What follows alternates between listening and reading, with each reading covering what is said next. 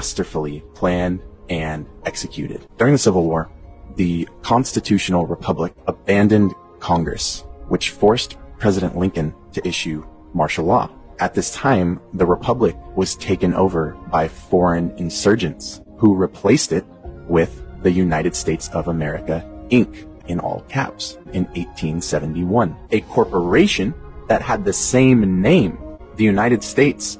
What better way to replace it without anyone noticing that they just got turned into a business and commercialized? Now, this corporation was later purchased by the banking powers behind the Fed in 1912. The Fed was created in 1913. Why did this happen? Well, the US was bankrupt when we sold the United States to foreign banking cartels, if you will. Salvage liens were placed on every asset.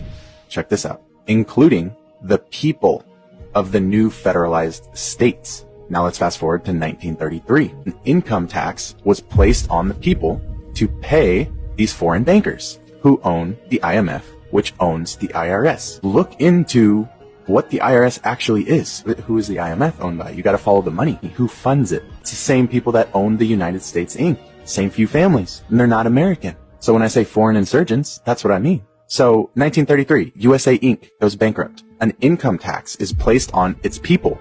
In other words, you and I were turned into property. Look it up. We were turned into cattle, and we were collateralized in order to turn us, humans, flesh and blood, into a means of paying off a massive debt.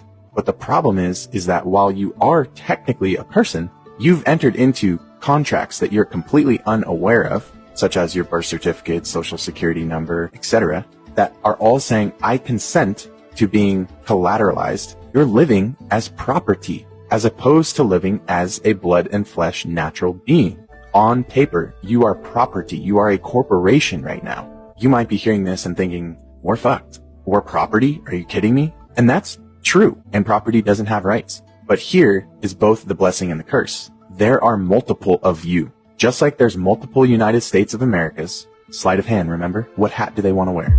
There are multiple of you. The insane irony in all of this is the fact that they are actually now liable for all of your alleged obligations, aka debts. That's what a debt means. You can play a wrong move in chess and still win the game.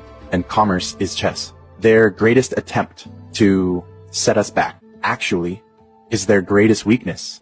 How can we owe debt if the United States is liable for all of its property? If we're its property, then it's the United States' burden to pay our debt. And that is exactly what the law says. I'm going to leave you guys with two different codes that I highly recommend you look into. First is going to be the House Joint Resolution Act 192. And when that occurred, the dollar was turned into what is called Federal Reserve debt notes. So if we're being asked to pay debts, but all we are given from the system is debt notes, aka fiat money, to pay back those debts, how can we pay a debt with a debt? I just want you to sit with that. They never gave you lawful money. They never gave you gold. They never gave you silver. The other side of it is looking into 18 USC 8.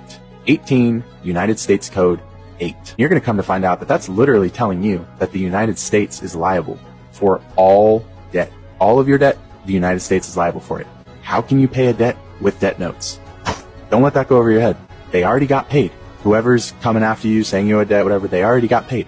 Why would you be paying it twice? Common law, a completely different, higher level set of law that comes from God, the Creator, is for a natural blood and flesh man.